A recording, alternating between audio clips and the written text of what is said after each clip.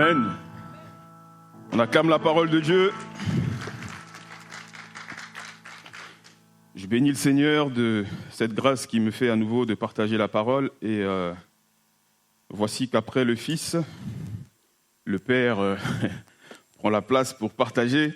Et je suis dans la joie de partager la parole de Dieu, de servir avec mes enfants, de voir qu'ils tracent leur chemin et ça fait plaisir.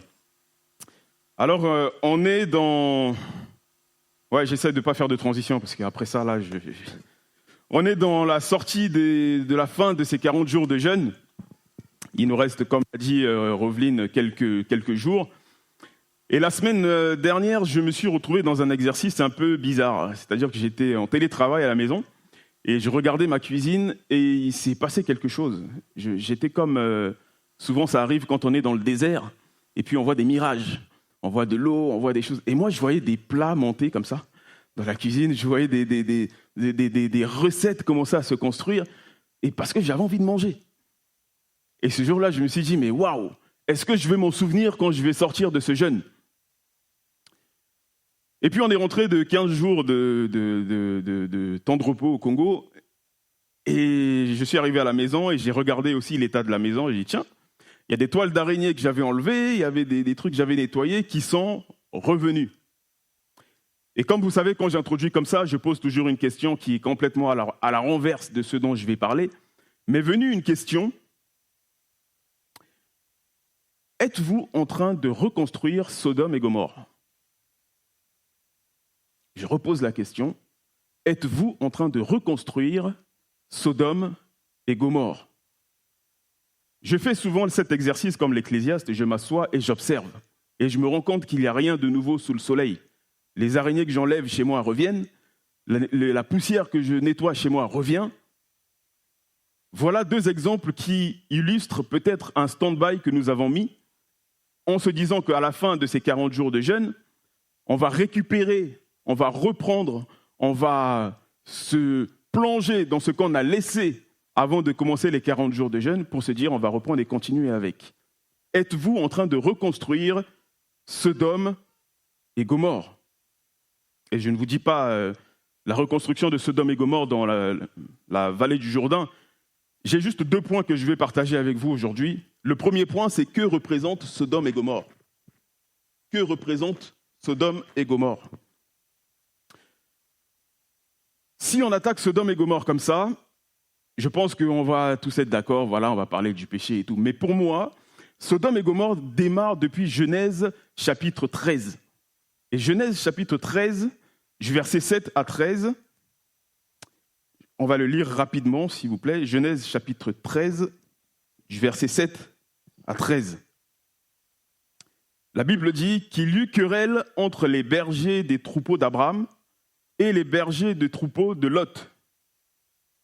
Les Cananéens et les Phérésiens habitaient alors dans le pays. Abraham dit à Lot, qu'il n'y ait point, je te prie, de dispute entre toi et moi, ni entre mes bergers et tes bergers, car nous sommes frères. Tout le pays n'est-il pas devant toi ? Sépare-toi donc de moi. Si tu vas à gauche, j'irai à droite. Si tu vas à droite, j'irai à gauche. Si on le prend au français courant, c'est si tu vas vers le nord, j'irai vers le sud. Si tu vas vers le sud, j'irai vers le nord. Verset 10, Lot leva les yeux et vit toute la plaine du Jourdain qui était entièrement arrosée avant que l'Éternel eût détruit Sodome et Gomorrhe. C'était jusqu'à Tsoar, comme un jardin de l'Éternel, comme le pays d'Égypte. Que fait Lot ? Lot choisit pour lui toute la plaine du Jourdain et il s'avança vers l'Orient. C'est ainsi qu'ils se séparèrent l'un de l'autre. Abraham habita dans le pays de Canaan et Lot habita dans les villes de la plaine et dressa ses tentes jusqu'à Sodome. Les gens de Sodome étaient méchants et de grands pécheurs contre l'Éternel. Je vois que Lot lève les yeux et il fait un choix. Je ne sais pas pour vous, mais l'histoire d'Abraham, voilà, Valentin l'a évoqué un petit peu au début, lorsque Dieu l'appelle, il a un cahier des charges. À mon sens, Lot ne fait pas partie de ce cahier des charges. Mais Abraham prend Lot avec lui, chemine avec lui, et arrive à ce moment où ils se chamaillent. Ils se disputent, il n'y a pas l'arbre entre les bergers de l'un et de l'autre. La sagesse voudrait que Lot, à ce moment où Abraham lui fait cette proposition de choix, que Lot dise à Abraham, mais je pense que c'est moi qui suis entré dans la vision, c'est moi qui suis entré dans ton chemin. La sagesse voudrait que Lot dise à Abraham, écoute, fais le choix, et moi j'irai dans la direction opposée. Mais que fait Lot ? Lot regarde à ce qui frappe aux yeux. Il regarde à ce qui attire les regards. Il regarde la plaine du Jourdain, c'est beau. Il voit la richesse qu'il y a à Sodome et Gomorrhe. Il voit tout ce qui attire le regard. Et Lot a manqué de sagesse et il est allé dans cette direction-là. Mais dans la notion d'Abraham, là où il reste, lui, sa pensée, avant tout, c'est là où il va adorer Dieu. Qu'est-ce qu'il va faire pour qu'il puisse continuer à adorer Dieu ? J'avance rapidement parce qu'il y a de Genèse 13 à Genèse 18 là-bas, 19 même, on parle de Sodome et Gomorrhe. Je vais juste résumer, condenser au maximum pour juste vous laisser la conclusion de ce vers quoi je veux aller. Ensuite, lorsque Lot fait son choix, il y a une étape cruciale que j'ai appelée la guerre des rois. Il y a des rois qui ont été soumis à Kédor Laomer, j'ai souvent du mal à le prononcer, pendant 12 ans, et la 13e année, ils décident de se rebeller. Et ensuite, la 14e année, ils essayent de manigancer une attaque, mais ils perdent. Alors, le roi Kédor Laomer gagne, les rois de Sodome et de Gomorrhe tombent dans des puits. Le roi qui gagne, Kédor Laomer, il prend les biens, il prend les hommes, il prend Lot, il prend tout, et il s'en va avec. Et c'est là que quelqu'un qui fuit vient signaler à Abraham, « Ah voilà, on a pris Lot et tout ça et tout. » Abraham, qu'est-ce qu'il fait ? Il rassemble 318 de ses vaillants guerriers et il va chercher son neveu Lot. Là, c'était le premier, comment je peux dire ça ? C'était la première alerte, si je peux dire, que Dieu a pu donner à Lot, de dire que le lieu où tu as choisi, ce n'est pas le lieu où tu dois être. Là où tu t'es positionné, ce n'est pas l'endroit où tu dois être. Mais Lot, ce n'est pas ce qu'il a retenu. Dans la suite, on voit qu'Abraham, lorsqu'il revient de cette guerre, il rencontre Melchisédek et il donne la dîme de tout, etc. Au point où, dans Genèse 14, le roi de Sodome propose des richesses à Abraham, mais Abraham, lui, il refuse. Parce qu'il sait que tout ce qui vient de Sodome et Gomorrhe n'est pas bon pour lui. Ce n'est pas bon dans le cahier des charges qu'il a reçu. Mais Lot, dans sa tête, malgré cette alerte, il a failli mourir, on a failli le tuer, mais Lot ne décide pas de quitter Sodome et Gomorrhe, il retourne s'installer. J'en conclus que le succès ne réside pas forcément, le succès ne se repose pas forcément sur la connaissance. Le succès ne se résume pas toujours dans la connaissance. Il faut être déterminé, et Valentin l'a dit, il faut être déterminé à obéir à Dieu. Lot a cheminé avec Abraham. Lot savait que Dieu agit dans la vie d'Abraham. Lot sait ce que Dieu fait dans la vie d'Abraham. Mais comment ça se fait qu'il est toujours attiré par ce qui est mauvais ? Lot voyageait avec Abraham, cela nous est dit dans le chapitre 13, et il n'ignorait rien de la vie spirituelle d'Abraham. Mais je pense que Lot pensait que lui pouvait changer l'atmosphère de la ville de Sodome et Gomorrhe. Et on est souvent comme ça. Ah non, mais je ne peux pas quitter ce milieu, je ne peux pas quitter ce cercle, parce que moi, quand je vais venir, je vais changer l'atmosphère. Combien de fois j'ai entendu ça ? Notamment dans les couples. Je ferme la parenthèse. Combien de fois j'ai entendu ça ? Non, mais je vais l'amener. Qui dit que ce n'est pas lui qui va t'amener vers le bas ? Belle lumière, après l'épreuve, as-tu envie de retourner à Sodome et Gomorrhe ? Vraiment. Dieu utilise plusieurs éléments pour qu'on ne retourne pas s'installer à Sodome et Gomorrhe, mais parfois nous préférons y retourner et installer notre tente. Peut-être parce que le péché habite en nous, peut-être parce qu'il y a des choses qu'on ne veut pas laisser, peut-être parce qu'on est plutôt attiré par ce qui frappe les regards. Genèse chapitre 18, je ne vais pas le lire, mais je vais résumer. Deuxième épreuve pour Lot. Je cours après le temps, on ne va pas tout lire, mais bon. Alors qu'Abraham recevait des visiteurs et qu'il exerçait l'hospitalité, il reçoit 2 anges chez lui. Et puis voilà, il y a un temps d'échange, ils échangent, voilà, la promesse de l'enfant, il leur sert à manger, bref. Vient le moment où ils doivent partir. Et les 2 anges se disent, cacherai-je ce que je vais faire à Sodome et Gomorrhe ? et ils disent à Abraham, voilà ce qui va se passer, etc. Abraham se met tout de suite dans une posture que l'on doit tous appliquer normalement, c'est l'intercession. Peut-être qu'Abraham se disait que ceux qui se sont séparés et qui sont partis avec Lot sont au moins au nombre de 50. Et bien du coup, si je dis à Dieu, s'il y a 50 justes, naturellement, peut-être vas-tu sauver Sodome et Gomorrhe. Mais est-ce que la vision d'Abraham était réellement de sauver la ville de Sodome et Gomorrhe? Je ne crois pas, parce qu'il aurait pu commencer par un nombre beaucoup plus élevé. Mais visant le nombre 50, je pense qu'il ciblait ceux qui sont partis avec son neveu Lot. Et Dieu lui dit, 50, il n'y en a pas. Lot continue, 40, il n'y a pas. 30, 20, 10, et il s'arrête. L'intérêt d'Abraham n'était pas tout à fait sur la ville de Sodome et Gomorrhe, mais sur son neveu Lot. Alors, question que je nous pose. On demande souvent, est-ce que tu pries pour ta famille? Est-ce que tu pries pour ton frère? Est-ce que tu pries pour tes amis? Est-ce que tu pries, toi, pour les gens?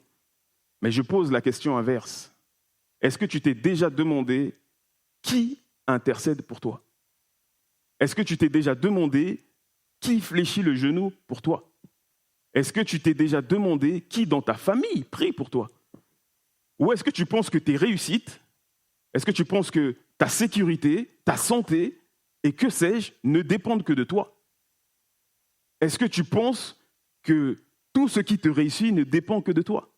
Mais c'est être déséquilibré. T'es-tu déjà posé la question, qui de ma famille prie pour moi? Famille élargie. Il y a des pays où se réunir pour prier, c'est interdit. Et moi, quand je vois la grâce que nous avons d'être dans ce pays qu'est la France, de se réunir, là en ce moment c'est tous les soirs, le vendredi soir habituellement, mais je vois que l'Église ne remplit pas toujours sa place là où elle est attendue. Et on a été enseigné en ce sens ici, il y a le ministère que chacun de nous exerce de façon individuelle, mais il y a aussi le ministère de l'Église. Et si je ne réponds pas présent de ma place pendant un temps de prière en Église pour exercer le ministère de l'Église, et on va se poser des questions, mais pourquoi dans telle situation, Dieu n'agit pas? J'avance. On arrive dans Genèse 19, ce que j'ai appelé la destruction de Sodome et Gomorrhe. Les 2 anges arrivent et des gens font des embrouilles, il n'y a pas l'arbre parce que les 2 anges sont rentrés dans la maison de Lot. Lot qui a pris du niveau, a pris du level, qui a pris du pouvoir dans la ville au point où il était positionné à la porte. À l'époque, on ne te positionnait pas à la porte d'une ville comme ça. C'est que tu as atteint un rang assez élevé. Et Lot revoit ces anges arriver, il les reçoit chez lui, et il se passe qu'il y a un mouvement de foule qui arrive devant chez lui et qui disent « Sors les 2 hommes qui sont rentrés là parce que nous voulons coucher avec eux. » Waouh! Le péché a atteint son paroxysme à Sodome et Gomorrhe. Et Lot, qu'est-ce qu'il fait? Genèse 19, versets 7 à 8. Lui, il propose de donner ses filles pour éviter que la foule qui est devant, là, couche avec les 2 hommes. Lot dit non, ne faites pas le mal. Voilà, j'ai 2 filles qui n'ont point connu d'homme. Prenez-les. Alors Valentin, il dit oui, si on demande de donner mon fils, je sais que je ne le ferai pas. Mais quel est ce père qui, le premier raisonnement, il y a une foule énorme devant la maison et je dis, tenez mes filles, elles n'ont point connu d'homme. Et le verset, la Bible précise que dans la foule, il y avait des enfants, du plus bas jusqu'au vieillard. Mais qu'est-ce qui s'est passé dans la tête de Lot? Et toi, moi, nous, comment nous comportons-nous lorsqu'on a une difficulté? Est-ce qu'on livre nos enfants à une pratique? Lorsqu'on a des choix à faire, lorsqu'on a des décisions à prendre, est-ce qu'on livre nos enfants dans une pratique quelconque alors que nous ne nous basons même pas sur la parole de Dieu? C'est le verset 4 où il est dit que les gens de la ville entouraient la maison depuis les enfants jusqu'aux vieillards. Dans cette atmosphère, Lot, pourquoi proposes-tu tes filles? Question. Et au verset 12, l'ange pose la question, qui as-tu encore ici? Des gendres, fils et filles, avant la destruction de Sodome et Gomorrhe. Et Lot parle à ses gendres. Je considère que Lot peut-être devait être un blagueur. Il devait sans cesse raconter des blagues parce que au moment où il vient dire à ses gendres il faut partir, ces gens ont cru qu'il rigolait encore. Alors ils sont restés. Et Lot s'enfuit avec sa fille, ses filles et sa femme on voit que sa femme se retourne pour regarder pendant la destruction, ce qui symbolise l'attachement au monde. J'avance rapidement. Le point 2, ce que j'ai appelé les séquelles de la sortie de Sodome et Gomorrhe, ou du moins les séquelles d'avoir vécu dans Sodome et Gomorrhe. Et c'est dans Genèse chapitre 19, versets 30 à 38, si on peut le lire. Lot quitta Tsoar pour la hauteur et se fixa sur la montagne avec ses 2 filles, car il craignait de rester à Tsoar. Il habita dans une caverne, lui et ses 2 filles. L'aîné dit à la plus jeune, « Notre père est vieux. Il n'y a point d'homme dans la contrée pour venir vers nous selon l'usage de tous les pays. Viens, faisons boire du vin à notre père et couchons avec lui, afin que nous conservions la race de notre père. » Elles firent donc boire du vin à leur père cette nuit-là, et l'aîné alla coucher avec son père. Il ne s'aperçut ni quand elle se coucha, ni quand elle se leva. Le lendemain, l'aîné dit à la plus jeune, « Voici, j'ai couché la nuit dernière avec mon père, faisons-lui boire du vin encore cette nuit, et va coucher avec lui, afin que nous conservions la race de notre père. » Elles firent boire du vin à leur père encore cette nuit-là, et la cadette alla coucher avec lui. Il ne s'aperçut ni quand elle se coucha, ni quand elle se leva. Les 2 filles de Lot devinrent enceintes de leur père. L'aînée enfanta un fils qu'elle appela du nom de Moab, c'est le père des Moabites jusqu'à ce jour, et je vous invite à lire ce qui se passe après avec le peuple, tous ceux qui descendent des Moabites. La plus jeune enfanta aussi un fils qu'elle appela du nom de Ben-Ami, c'est le père des Ammonites jusqu'à ce jour, et je vous invite aussi à lire l'impact de la descendance de ces 2-là. Il y a un truc qui m'a frappé dans ce texte. Lorsque les anges viennent frapper à la porte de Lot, la population vient frapper à la porte de Lot parce qu'ils veulent que Lot sorte les 2 anges, Lot, il dit « Mes filles n'ont point connu d'homme ». Alors, est-ce que Lot, lui, était sur la confession de ses enfants, de dire « Papa, on n'a pas connu d'homme, donc voilà », et lui, il ne fait que répéter ce qu'il a entendu, ou alors avait-il la certitude que ses filles n'ont point connu d'homme ? Parce que ce texte est quand même assez bizarre. Ces filles n'ont point connu d'homme, mais du coup, comment elles ont appris, où elles ont eu cette machination de se dire « faisons boire notre père pour aller coucher avec lui ». J'appelle cela l'atmosphère d'avoir vécu à Sodome et Gomorrhe. Peut-être qu'elles en ont parlé avec des amis à Sodome et Gomorrhe, peut-être qu'elles en ont parlé entre copines, entre potes, ou peut-être même ont-elles menti à leur père tout simplement. Mais cette manigance montre les fruits d'avoir vécu dans cette ville qui est Sodome et Gomorrhe. Et je vais plus loin. Pensez-vous réellement que Lot n'avait pas connaissance de ce que faisaient ses filles ? Il n'y a rien de nouveau sous le soleil. Ce n'est pas parce qu'un homme boit qu'il est saoul qu'il couche avec une fille et il ne s'en rend pas compte. Faux. Faux.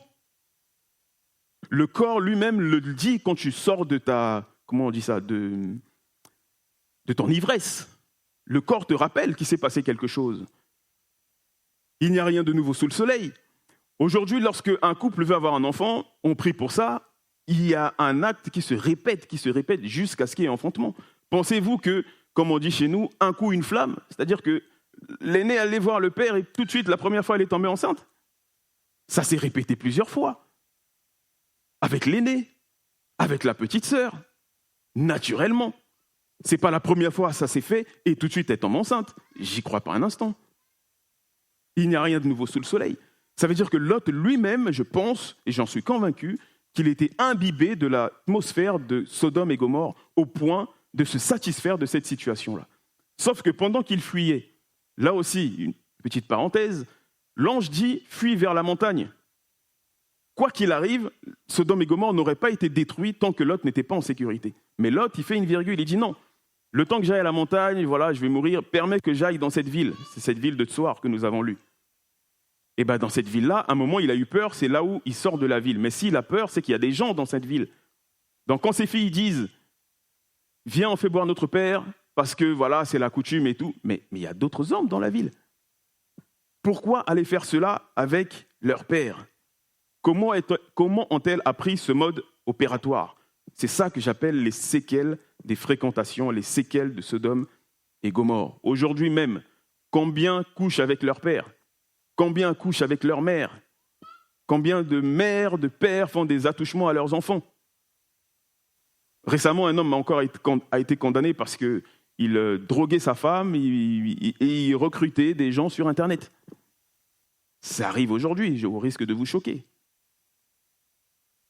Sodome et Gomorrhe n'est plus ce lieu dans le Jourdain, mais nous sommes peut-être en train de reconstruire Sodome et Gomorrhe d'une autre manière.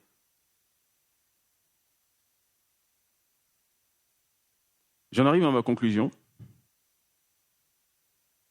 La Bible nous parle de Lot comme étant le juste, mais il semble aussi que Lot était compromis dans cette ville de Sodome et Gomorrhe.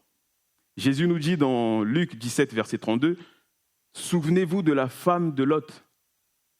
Sous-entendu, il y a toujours un choix à faire. Et Jésus, lui, il nous donne un choix clair, c'est « choisis la vie afin que tu vives ». Ce n'est pas genre un escape game où la porte est là, la porte est donnée, mais nous, on cherche encore d'autres solutions. On veut faire comme Lot. L'ange dit, va vers la montagne, lui dit non, je vais d'abord dans la ville qui est à côté. Choisis la vie afin que tu vives. Mais on veut créer des chemins annexes. Seigneur, je vais d'abord m'arrêter là. Seigneur, je vais d'abord vérifier quelque chose ici, etc., etc. Sommes-nous des intercesseurs comme Abraham? Au point où une nouvelle arrive, je me lève, je prie, j'intercède, je prie, je prie, je prie, je prie. Même si je ne connais pas la personne. Sommes-nous des intercesseurs? Cherchons-nous la sainteté ou sommes-nous attachés à Sodome et Gomorrhe? Allons-nous avertir notre génération ou rester silencieux? J'aime beaucoup parler avec les jeunes et j'apprends énormément de choses. Et je me dis, waouh, je considère que ma génération était peut-être une génération en transition entre l'ancienne et celle qui est aujourd'hui, mais je considère que j'ai l'impression d'être plutôt dans l'ancienne génération plutôt que dans la nouvelle. Je suis complètement déconnecté. J'apprends énormément de choses des jeunes. Je dis, mais waouh, mais vous faites pire que ce qui a été fait à l'ancienne. Sérieusement. Vous faites pire que ce qui a été fait à l'ancienne. Et je vais y venir. Le pasteur David dit que c'est le temps de la grâce. Le temps de la grâce est encore là. Et 2 Corinthiens 6, verset 2, « Au temps favorable, je t'ai exaucé. Au jour du salut, je t'ai secouru. Voici maintenant le temps favorable. Voici maintenant le jour du salut. Ne regardons plus en arrière. Ne récupérons pas ce que nous avons laissé de mauvais et pour les réutiliser après les 40 jours de jeûne. Ne reconstruisez pas Sodome et Gomorrhe. Tout ce qui est immoralité est détruit et doit rester détruit. Tout ce qui est mal ne doit pas être célébré. Aujourd'hui, nous devons être la voix de l'intercession et non la voix de l'indifférence. Je vous dis que aujourd'hui, je vois cette génération est pire que l'ancienne. Le temps de Lot, au moins, si on doit faire l'homme de base avec un grand H, on dirait, au moins ils n'avaient pas la connaissance. Au moins ils n'avaient pas les textes. Au moins ils n'avaient pas l'enseignement. Mais quand je dis qu'aujourd'hui on fait pire, c'est quoi? C'est qu'aujourd'hui on pêche avec la connaissance. Aujourd'hui on se noie dans le péché avec la connaissance. L'iniquité est remplie dans l'Église. L'iniquité, c'est quoi? C'est que je pratique mon péché. En même temps, je sais que j'ai le verset qui m'interdit de pratiquer ce péché-là, mais je préfère pratiquer le péché en connaissance de cause. C'est ça l'iniquité. Et ça, c'est rempli dans l'Église, l'Église avec un grand E. Aujourd'hui, on pêche avec la connaissance. On pêche même en priant. On pêche même en étant conscient que ce que je fais là, c'est pas bien. Mais je vais le faire quand même un peu. Et après, j'irai voir Dieu, je vais prier, je vais demander pardon. On pêche en connaissance de cause. Les gens sages écoutent et changent. Ne commettons pas des abominations, même dans l'Église. Le mensonge dans l'Église a atteint son paroxysme. Frère Daté en a parlé ce matin. Je ne traîne pas dessus. L'hypocrisie. On vient présenter un masque à l'Église et à peine sorti de la porte, on récupère le masque, on devient complètement une autre personne. À Sodome, au moins, ils marchaient, ils étaient unis, mais vers le mal. Aujourd'hui, les enfants de Dieu marchent de façon dispersée. Je me demande même, est-ce que si j'ai un sujet de prière, j'ai besoin qu'on fléchisse le genou, vais-je appeler le groupe d'intercession? Ou est-ce que je vais plutôt murmurer en me disant « Ah non, mais j'ai pas confiance au groupe d'intercession, je préfère aller ailleurs, je ne sais où ». On marche de façon désunie. À la moindre querelle, on s'insulte. À la moindre querelle, tout est chamboulé. Au lieu de faire comme Abraham, la voie de la sagesse, écoute, si tu vas vers le nord, j'irai vers le sud. Et si tu vas vers le sud, j'irai vers le nord. Mais que fait Lot? Il fait aucun des deux choix. La Bible dit il va vers l'Orient. L'Orient, c'est quoi? C'est l'Est. Ce n'était pas dans le cahier des charges qu'on lui a demandé. Si tu vas vers le nord, je vais au sud. Si tu vas au sud, je vais au nord. Mais lui, il va vers l'Est. Ce n'est pas la direction qui a été proposée dans ce cahier des charges. On a un empoisonnement intense vis-à-vis des autres, même dans l'Église. Et c'est là que je dis, ne reconstruisons pas Sodome et Gomorrhe. Ne reconstruisons pas Sodome et Gomorrhe. Et si tu as commencé à reconstruire Sodome et Gomorrhe en te disant que peut-être tu attends la fin du jeûne, tu vas récupérer quelque chose, tu te dis mais moi je dois en découdre avec telle personne, je dois en découdre avec ce frère, avec cette sœur, avec tel collègue, avec telle personne qui m'a mal parlé, avec tel collègue, tel mon chef de travail qui m'a dit ceci, mon patron, etc., etc. Moi, je t'invite à te lever, on va prier. Et si tu as laissé tout ce qui est mal en te disant sous prétexte que tu es dans la période de jeûne et que tu vas récupérer ça pour après, je t'invite à te lever, on va prier. Et quand Dieu donne une direction, ne cherche pas à créer un autre chemin. Soit le nord, soit le sud. Ne cherche pas à aller à l'est ni à l'ouest. Choisis la vie afin que tu vives. Si tu veux choisir ce chemin, je t'invite à te lever et nous allons prier. Je suis déjà debout et je sais que j'ai ma part de travail à faire sur ce message et je bénis le Seigneur pour le jeûne que nous vivons. Parce que je sais que nous avons tous quelque chose en nous que nous devons travailler, que nous devons peut-être abandonner et ne pas chercher à récupérer à la sortie de ces 40 jours. Ne reconstruisez pas Sodome et Gomorrhe. Ne reconstruisez pas Sodome et Gomorrhe. Père, tu es le maître des temps et des circonstances. À toi la gloire, Seigneur, à toi la louange. Seigneur, lorsque tu parles, c'est pour que nous soyons meilleurs, que nous soyons mieux que hier et que nous sortions grandis. Seigneur, tout ce que j'ai construit, que j'ai commencé à bâtir, qui ne glorifie pas ton nom, Seigneur, je veux détruire cela au nom de Jésus. Père, je veux sortir d'ici et être meilleur que tel que je suis entré, Seigneur. Et que les murs de construction de Sodome et Gomorrhe soient anéantis au nom de Jésus. Aide-moi plutôt, Seigneur, à bâtir ta maison. Aide-moi, Seigneur, à bâtir, Seigneur mon Dieu, la mission à quoi tu nous as appelés. Aide-nous, Seigneur, à bâtir ton temple. Change le mal en bien, Éternel des armées. Seigneur, travaille nos cœurs. Que cette ville de Sodome et Gomorrhe soit détruite complètement. Merci de nous parler. Merci de te révéler encore à nous. Seigneur, tu connais l'état de nos cœurs. Et tu ne parles pas, Seigneur, pour nous juger, mais pour nous amener vers la restauration. Père, restaure quelqu'un qui est entré ce matin. Parle à quelqu'un qui est entré ce matin, qui a besoin de te rencontrer, Seigneur. Et je sais aussi que la réconciliation, Seigneur, nous habite. Et que, Père, tu restaures tout ce qui est brisé. Et si j'ai fait du mal à un frère, Père, je te demande pardon. Si j'ai fait du mal à une sœur, je te demande pardon. Et si dans mon élan à mon travail, Éternel des armées, j'ai une haine contre un collègue, une collègue, Père, je te demande pardon. Aide-moi à restaurer tout ce qui doit être restauré, afin que cette ville de Sodome et Gomorrhe soit complètement détruite et anéantie au nom de Jésus. C'est en ton nom que j'ai prié, Seigneur. Amen. Soyez bénis.